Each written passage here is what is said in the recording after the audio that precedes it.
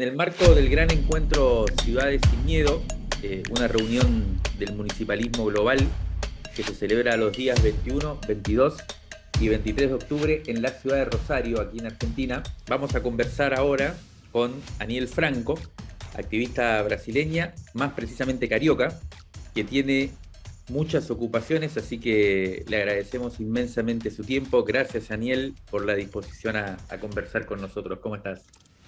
Imagina, obrigada.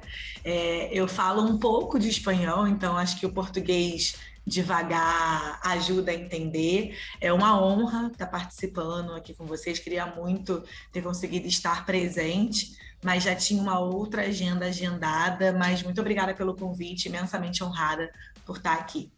Prazer, Mário. Muchas gracias a ti, Daniel, y ya nos vamos a conocer personalmente pronto, seguro, cuando vayamos allá y cuando podamos encontrarnos. Pero ahora vamos a conversar. Te vuelvo a agradecer tu disposición a conversar con nosotros. Y bueno, decía que Aniel tiene muchas ocupaciones, entre ellas es educadora, es periodista, es escritora, es feminista, es también madre, y es además directora del Instituto Mariel Franco, un espacio creado por ella y su familia para luchar por la justicia y para difundir el legado de Mariel, la gran luchadora que fue asesinada hace ya 4 años y medio, el 14 de marzo de 2018. Y empecemos por allí, Aniel, por un hecho que seguramente marcó tu vida y por esta búsqueda tuya, que también es algo muy presente aquí en Argentina, de alguna forma, de convertir el luto en lucha por la justicia. Todo parece indicar que fueron hallados los 2 autores materiales del crimen. Lo que parece que no se sabe aún es quiénes fueron los autores intelectuales. ¿Vos qué hipótesis tenés, Aniel, acerca de quién mandó a matar a Mariel? O para decirlo de otro modo, ¿de dónde viene la violencia política que sufrió tu hermana? Olha, a gente segue sem saber quem mandou matar, né? A Mari, infelizmente, como você muito bem falou, são 4 anos e meio, quase 5 anos já. A gente tem uma crescente aí do aumento de violência política no Brasil desde 2018. Desde 2018 a gente começou a enfrentar e a passar por situações e ver coisas horríveis que a gente até então escutava, mas não era tão forte quanto agora a gente tem, legitimada por um governo eleito fascista que apoia e incita ódio em algumas situações, infelizmente. Eu ainda não entendo, Mário, de verdade, o porquê, qual o motivo, qual a razão que mandaram executar minha irmã. Por mais tempo que passe, eu jamais vou conseguir entender ou imaginar qual foi esse motivo, mas uma coisa eu tenho certeza, assim, a Mari lutava por muitas pautas que incomodam pessoas poderosas nesse país. E eu acho que vai um pouco por esse lado. Daniel, no sé si supiste del intento de magnicidio que tuvo aquí lugar el 1 de septiembre, acá en Buenos Aires, contra la vicepresidenta Cristina Fernández de Kirchner, protagonizado por un grupo de ultraderecha, un sector político que cada vez parece crecer más. Y vos ya mencionabas, ustedes allá tienen a un presidente de ultraderecha.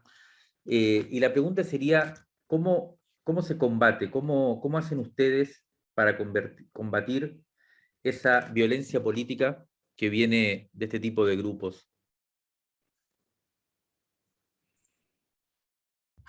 Pergunta muito difícil, essa sua. Pergunta de 1 milhão, como dizemos aqui no Brasil, né? Eu não sei como a gente consegue combater tudo, mas o que eu tenho certeza é, da maneira que está, não podemos continuar. Eu sou muito adepta ao diálogo. Eu gostaria muito que pudéssemos ter diálogo com pessoas que pensam diferente. Só que agora as pessoas que pensam diferente da gente desejam a morte da gente, né? Como teve esse caso com a presidenta. Então, isso é inadmissível, assim. Eu reitero um pouco o que eu falei anteriormente. Ele legitima esse tipo de ódio. Seus apoiadores acham que é com ódio que se faz política.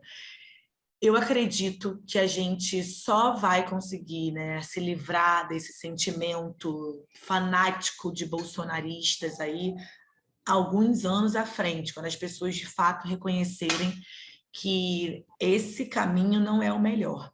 Mas eu acredito no diálogo, eu acredito na luta coletiva, eu acredito numa construção coletiva, eu acredito que a gente pode sim mudar a história desse país, colocando pessoas que são a cara desse país, mulheres, negras, indígenas, quilombolas, e a partir daí ter um governo, ter um lugar liderado por pessoas que se parecem conosco. Daniel, y otro de los elementos que tuvo que ver, creo, también con lo sucedido con tu hermana, es el narcotráfico, ¿no? Específicamente la lucha contra la guerra contra las drogas, ¿no? Que se llama, y todo lo que significa eso de militarización de los barrios. Algo que acá también, en la ciudad donde nos vamos a reunir, en este evento de Ciudades Sin Miedo, que es Rosario, es la ciudad en Argentina que más está padeciendo también este aumento de la violencia producto de el crecimiento del narcotráfico y de una manera de enfrentarlo que, bueno, genera más armas y la militarización de los territorios. ¿Cómo está la situación ahora en los barrios donde vivía Mariel, donde ustedes construyen colectivamente? Olha, Mário, a gente tem vivido um ano de 2022 muito difícil em favelas do Rio de Janeiro no geral. Só esse ano, para você ter uma ideia, a gente já teve aí quase, sei lá, 500 pessoas que morreram com operações policiais gravíssimas, seríssimas. Teve uma que foram 27 pessoas, teve uma outra que foram 19, teve uma outra que foram 12. Se contar o Brasil inteiro de morte, a gente deve estar beirando aí umas 400 e poucas pessoas. A favela onde nós morávamos também passou por algumas violências esse ano. Não tem sido tempos fáceis para as pessoas que moram em periferias e favelas dentro desse governo. Eu não digo não só do presidente, mas também do governador, que tem ali garantido que operações policiais bem agressivas ocorram, né? E, infelizmente, pessoas que nada têm a ver, pessoas que são civis, pessoas trabalhadoras, acabam sendo assassinadas. Nós tivemos uma mulher grávida no ano passado que foi assassinada com um tiro de fuzil nas costas, né? Estava indo visitar a avó e morreu. Infelizmente, nem ela nem o bebê sobreviveram.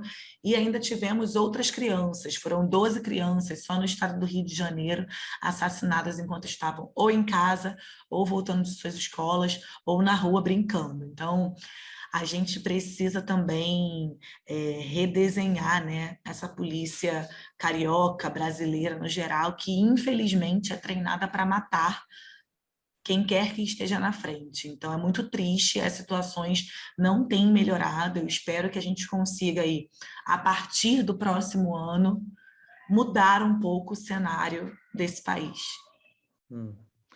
Daniel, te hago una pregunta específica y como más específicamente política sobre la actividad que ustedes realizan y que tiene que ver con preguntas que nos hacemos acá. Uno habitualmente cuando trata de transformar esta realidad aparecen como desafíos distintos, pero en donde ciertos énfasis son importantes también, ¿no?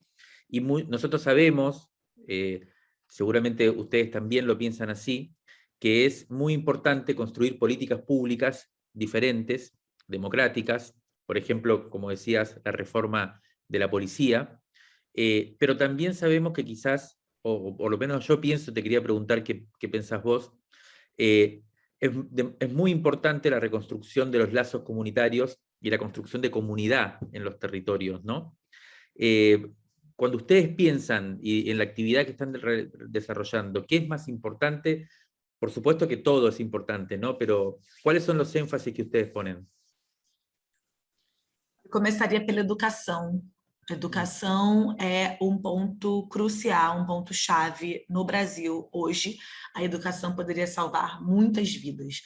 a gente não tem uma educação de base de qualidade. Tivemos, em algum momento, em outros governos passados, mas hoje não temos. Eu começaria muito pela educação. Depois passaria um pouco por um desenvolvimento, né, um desarrollo, como você disse, para economia nesses lugares, né? Ajudar empreendedores sociais que pudessem se manter dentro de suas comunidades ali.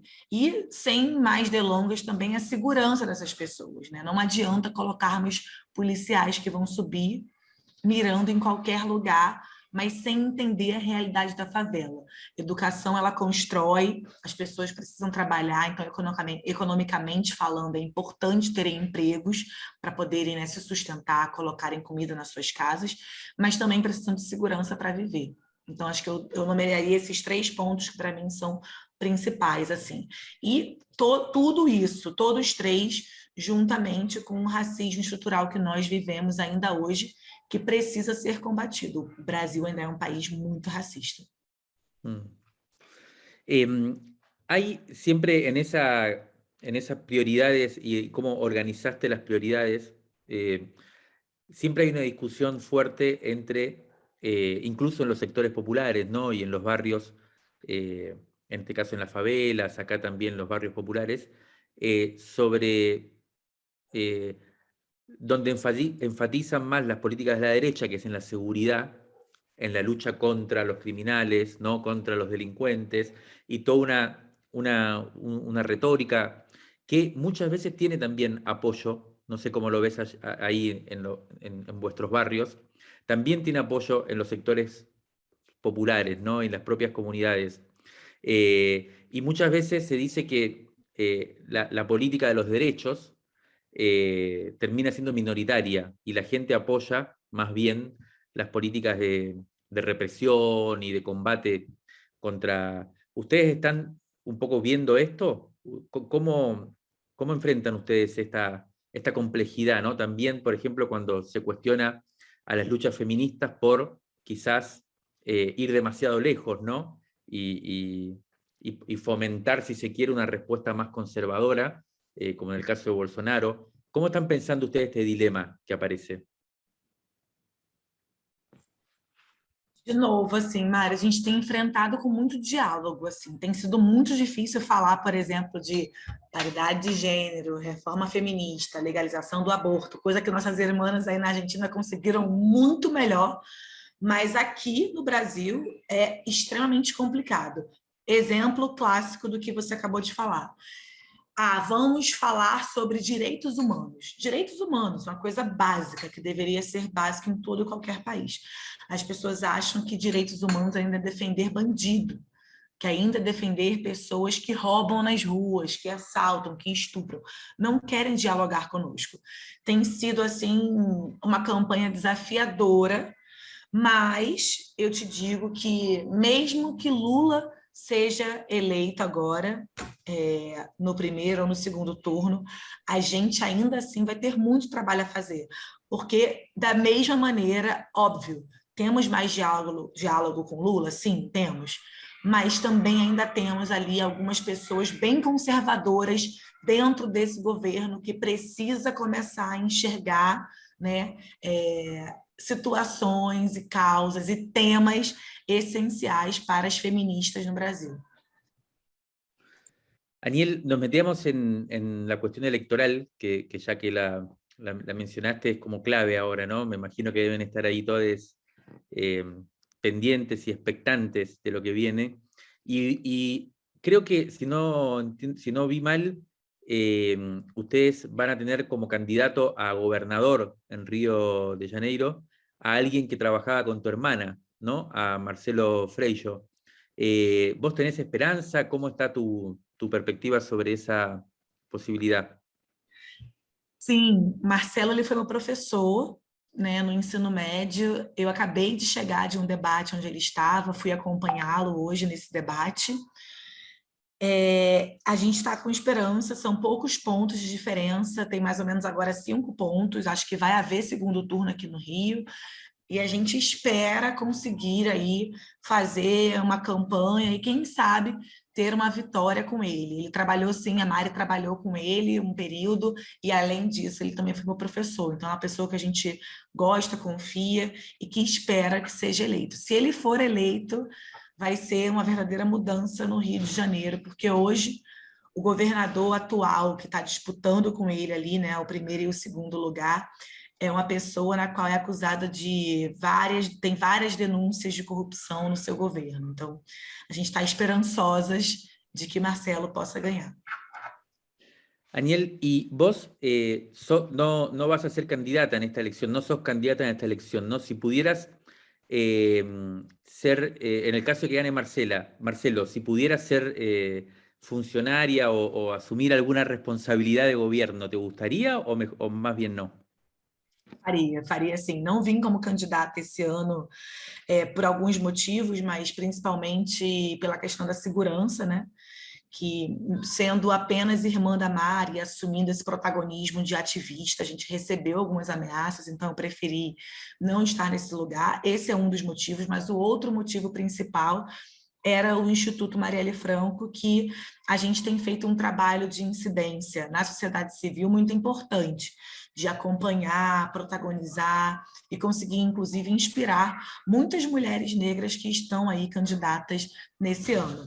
Mas, sim, acho que se, caso ele venha a ser eleito, há essa possibilidade e eu prontamente estaria disposta a somar com ele. Daniel, y si tuvieras que resumir muy rápidamente el trabajo que hacen desde el instituto, creo que te nombraron recientemente entre las 100 personas negras más importantes, más influyentes del mundo, ¿no? Debe tener que ver con tu trabajo desde el instituto. Si lo tuvieras que resumir para todos quienes vamos a participar de este encuentro municipalista, ¿cómo resumirías el trabajo que vienen realizando? Olha, é um trabalho onde a gente tem, primeiro de tudo, combatido violência política, denunciado violência política, informado as pessoas no Brasil inteiro que a violência política, infelizmente, existe e que ela é muito perigosa para o sistema eleitoral. Então, o Instituto ele fez todo um trabalho, ele vem fazendo um trabalho desse foco, mas, para além disso, a gente tem aí trabalhos na educação, trabalho na cultura, a gente tem feito também, assim, o trabalho que a Mari fez em um ano de mandato, a gente colocou num documento para entregar aos candidatos, para que eles possam se comprometer. Então, todo o objetivo do Instituto, Mário, tem sido inspirar mulheres negras, assim, sabe? Conscientizar as pessoas da importância de termos mulheres negras em lugares de decisão, em lugares de protagonismo. Tem sido uma luta, mas esse reconhecimento, como você muito bem falou, essa semana eu ganhei 2 prêmios importantes, um por estar entre as 100 pessoas, né, mais influentes do mundo, mas o outro também foi pela manutenção da democracia em um instituto aqui do Rio. Então, foi muito importante saber que a gente está fazendo um trabalho que tem sido reconhecido e que a gente está no caminho certo. La última, y terminamos. ¿Tenés esperanza en que pueda ganar Lula la elección?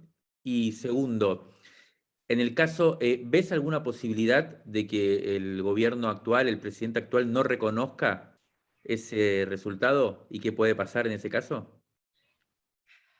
Olha, eu estou muito otimista, muito assim, rezando muito, com pensamentos positivos de que o Lula vai ganhar e a gente vai voltar a ter dias mais humanos nesse país. Eu tenho muito medo também, ao mesmo tempo, de como que vai ser esse resultado das eleições e de como o atual presidente vai responder a esses resultados. Assim, acho que a gente tem que ter pé no chão, porque é um cara que ameaça instâncias, né, de poder no Brasil, é um cara que legitima a ódio e violência, como nós falamos, mas a gente está aí com esperança de que dê certo e que seja no primeiro turno que a gente possa vencer e acabar com tudo isso que a gente tanto está com medo, né, aqui. E voltar a sorrir, que é mais importante. Aniel, muchas gracias, muchísimas gracias por poder conversar con nosotros. Te esperamos pronto, igual por acá en Argentina, que puedas venir y que podamos compartir. Y seguramente vamos nosotros a visitarles a ustedes el 1 de enero para festejar el regreso de Lula al gobierno. Así que Um grande abraço e que estés muy Sim, bien. obrigada. Muito obrigada mesmo, viu? Um beijo, prazer. Chao. Tchau.